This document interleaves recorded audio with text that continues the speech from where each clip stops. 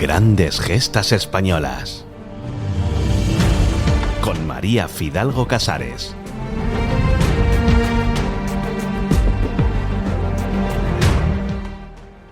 Hay obras de arte o del coleccionismo histórico en las que el azar o la desidia han decidido su destino. Paradigmático ha sido el episodio de una conocida sala que al reseñar el lote de la subasta pasó por alto la autoría de un Caravaggio. Son hechos aislados, pero más frecuentes de lo que pudiera creerse, y son circunstancias que atraen el interés de los compradores. Poder encontrar una obra u objeto de colección de gran relevancia artística o histórica a precios sorprendentes. El mercado del arte virreinal, mal llamado colonial, ya que en ningún caso estos territorios fueron colonias, sino reinos tan españoles como los peninsulares, vive un gran auge. Casas como Templum Fine Art Actions en Barcelona o Magna Art Actions en Madrid han reunido en los últimos años lotes excepcionales de pintura, escultura y piezas de alta época. Los morriones, arcabuces y espadas son cada vez más buscados por coleccionistas internacionales. Y su atractivo no reside únicamente en la rareza, sino en lo que se denomina trazabilidad histórica. ¿Y qué es la trazabilidad? Pues el poder seguir el rastro histórico a una pieza, o lo que es lo mismo, la posibilidad de vincular un objeto a un episodio concreto de la conquista o a una familia que lo hubiese conservado durante generaciones.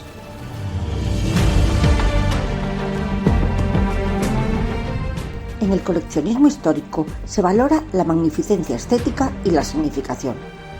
Y en este caso, lo que salió a subasta no era una espada ricamente labrada de un valeroso capitán, ni una armadura bruñida de las que presiden ceremonias cortesanas. Era un tosco morrión español del siglo XVI, hasta con abolladuras por su uso. Pero al igual que el Caravaggio, la pieza pasó totalmente desapercibida en el catálogo de la subasta, a pesar de que su trazabilidad parecía extraordinaria. El casco había podido pertrechar a las tropas imperiales destacadas en el virreinato del Perú, lo que implicaría una rareza excepcional en el mercado europeo.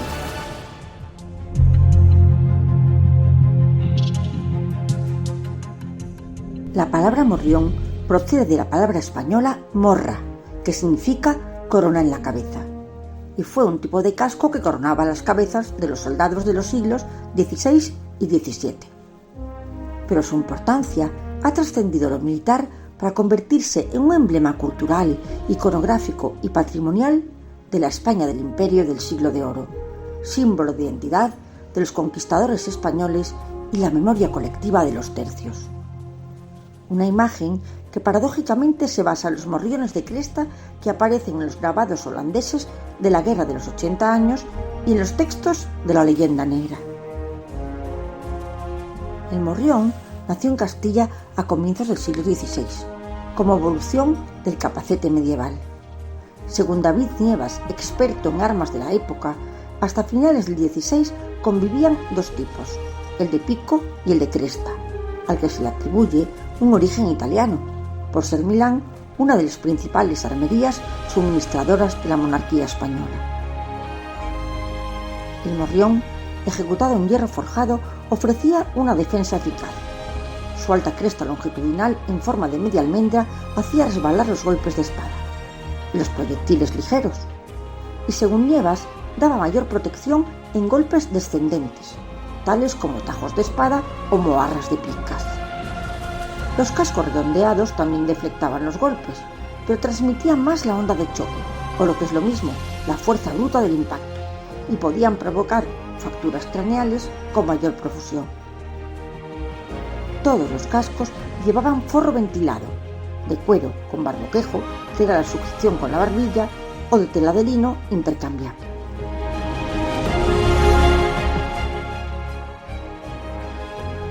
Aunque el morrión fue casco de infantería y peones, también lo llevaron caballeros y personajes notables, pues resultaba más ligero que el yelmo y dejaba el rostro descubierto para respirar y combatir con mayor libertad.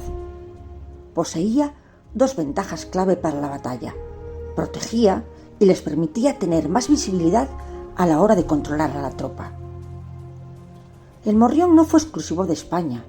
Pronto se difundió a Nuremberg y a Colonia, y de ahí a gran parte de Europa en los siglos XVI y XVII, y estuvo presente en distintos ejércitos. Sin embargo, su asociación con los tercios y con los conquistadores lo convirtió en símbolo exclusivo del poder español. Y por ello, cuando evocamos la imagen de estos soldados, surge de inmediato la silueta inconfundible del morrión. Basta recordar las representaciones pictóricas de los cuadros de Ferrer Dalmau, el pintor de batallas, y en los lienzos de Velázquez de Zurbarán, o en los grabados y lienzos de la época. Y hoy se conservan ejemplares en el Museo del Ejército de Toledo, en el Histórico Militar de Sevilla o en el Museo Naval de Madrid. Y sobrevive en la Guardia Suiza del Vaticano, como vestigio ceremonial de una tradición que hunde sus raíces en el Siglo de Oro.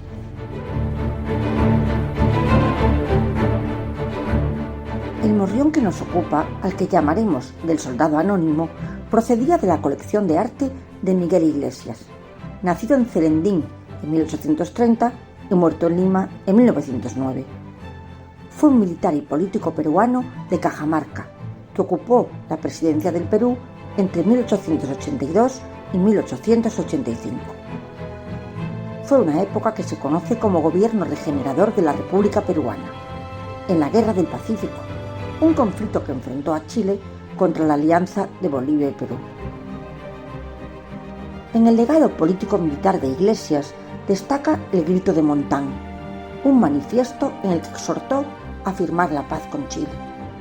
Pero aún así, el fin de la guerra conllevó su exilio al sur de España, a donde se trasladó con su familia y trajo consigo su importante colección de arte. Y posteriormente, al ser elegido senador, regresó a su país natal y fallecería en Lima en 1909. Aunque Iglesias volvió al Perú, no así sus descendientes, ni su colección de arte, que permaneció en Andalucía y fue conservada por ellos generación tras generación. Y entre las piezas, como recoge la documentación, destacaba una relevante colección de pintura berrenal del siglo XVIII, y entre los objetos estaba el morrión.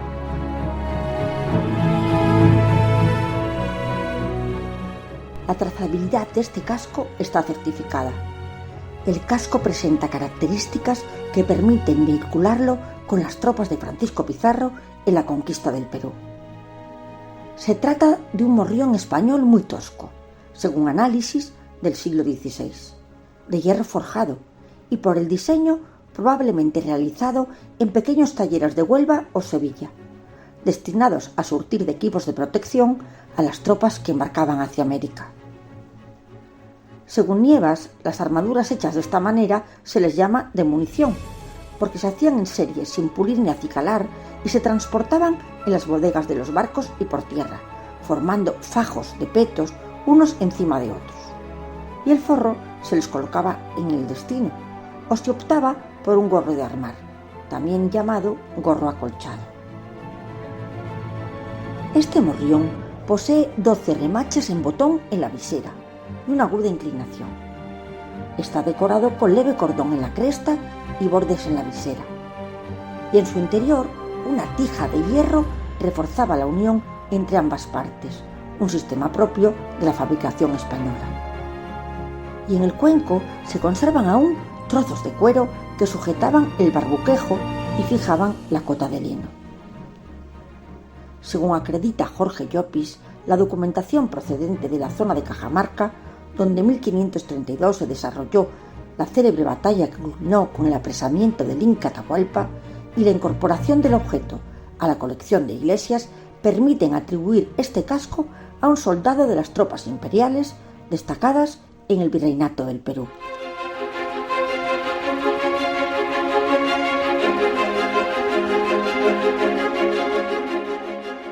Manuel Gutiérrez, gerente de ediciones Escultura Histórica, conoció la salida a subasta de este morrión y su posterior adquisición por un coleccionista, y emprendió una labor detectivesca para rastrear su destino. Es un ávido buscador de ese tipo de tesoros, y los morriones se encuentran entre sus objetos más codiciados.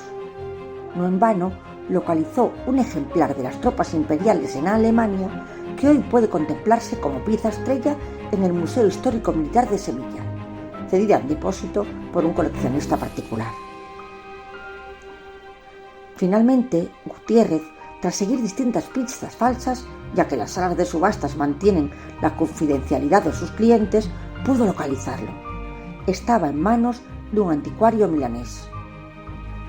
Gutiérrez confiesa que desde que supo dónde se hallaba estuvo especialmente inquieto.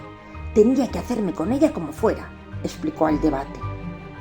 Y al fin pudo contactar con el nuevo propietario, que era plenamente consciente de su valor, y se dispuso a viajar ipso facto a Italia para poder conseguirlo.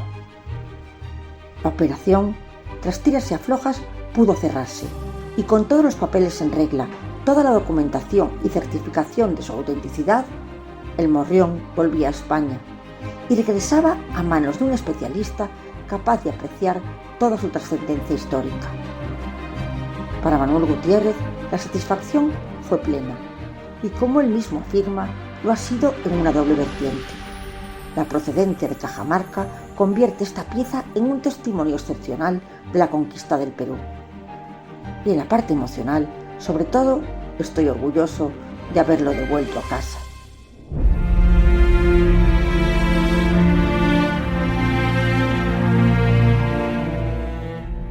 El morrión del soldado desconocido es mucho más que un casco. Es un icono de hierro en el que se funden la funcionalidad bélica y la representación simbólica de un imperio que dejó huella en la historia universal.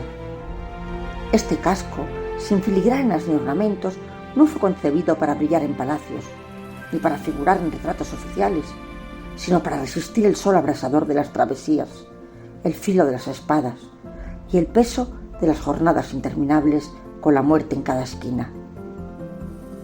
Lo cierto es que la contemplación del morrión impresiona al espectador y le retrotrae en el tiempo, a la vez que le conmueve. Estamos ante una pieza al que se le atribuye vivir, desde la experiencia vital de un soldado de a pie, una de las gestas más grandes de nuestra historia. Y lo vemos claramente embarcando en el puerto de esa Sevilla bulliciosa, en esas pequeñas naves en las que hoy parece inviable que pudiesen llegar a América. Posiblemente el soldado era el Lindo de Extremadura, como tantos grandes hombres de la conquista, haciendo un largo viaje y al que le esperaba enfrentarse a peligros y majestáticos hechos de armas.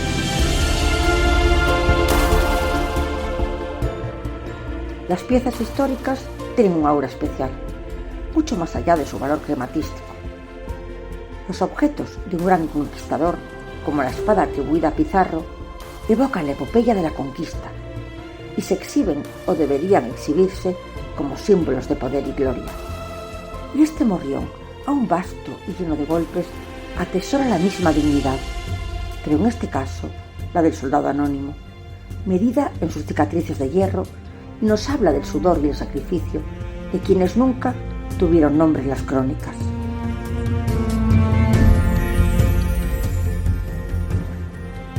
Los morriones de soldados y capitanes, toscos o decorados como joyas de orfebre, los exhibidos en museos como el Militar de Sevilla, o los que duermen olvidados en arcones o enterrados en los campos de batalla, condensan la épica de los tercios y la memoria de los conquistadores. Pero lo más importante es que los grandes y humildes que los portaron, los que alcanzaron la gloria y los derrotados, los que sobrevivieron y los que cercenaron sus vidas en plena juventud, combatieron en la gran empresa americana por su honor, fortuna, por su rey y también por su Dios. Y aunque suele olvidarse, no lo hicieron solos. Fue una gesta plural en conjunción con pueblos indígenas que también lucían con orgullo su propio armamento, tan icónico como los morriones. Y entre todos lograron poner las bases para edificar el gran legado español para la historia, la magna obra de la hispanidad.